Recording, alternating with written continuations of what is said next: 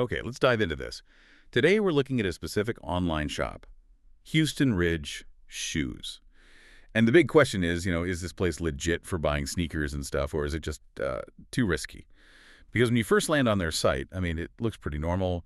Shoes, accessories, men's, women's. They've got these huge discounts advertised, a 30-day return policy, and maybe most importantly, they take credit cards, PayPal, all the usual suspects. Looks fine, right? Well, yeah, it looks fine. And that's often the trick, isn't it? That standard appearance can hide a lot. We ran it through some of those scam detector tools, and the main thing that came back, a really low trust score.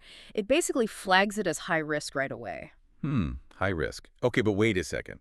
They list a business address right, Louisville, Kentucky, and they take PayPal and credit cards. Doesn't that give you some protection, some accountability? Why jump straight to high risk? That's a really fair point, and it gets right to the heart of why these sites can be tricky.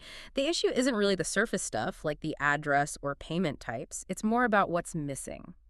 Or rather, what's new. The domain name for Houston Ridge Shoes. It's basically brand new. Oh. Yeah, think of it like a pop-up shop.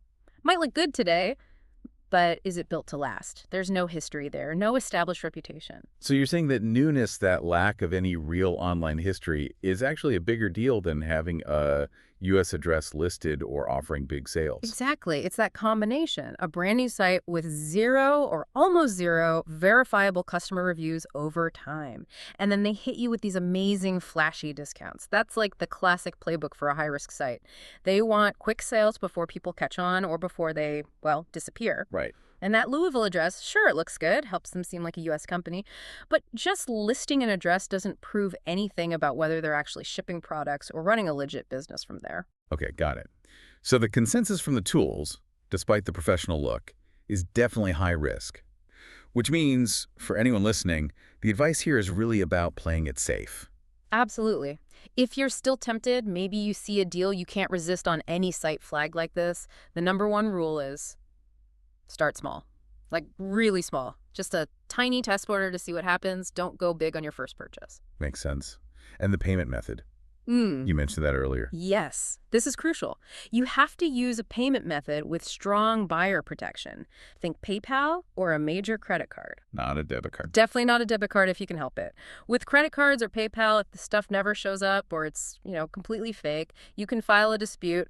Their fraud departments deal with this kind of thing all the time. They can help you get your money back. Okay, that's the real safety net then. Precisely. It puts a layer between your bank account and a potentially shady seller. So the lesson here goes beyond just Houston Ridge Shoes, doesn't it? It's about realizing how easy it is to create that convincing front online. Even with things like a U.S. address or familiar payment logos, you need to look deeper. Look for that history, that track record. Exactly. Which kind of leads to a bigger question for you, the listener, to think about. If the usual signs, like a U.S. address or taking credit cards, aren't enough to guarantee a site is safe, what are maybe the 2 or 3 really solid things you should always check before you buy from some online store you've never heard of? Things like proof the site's been around for a while or consistent reviews across different independent places. Worth thinking about.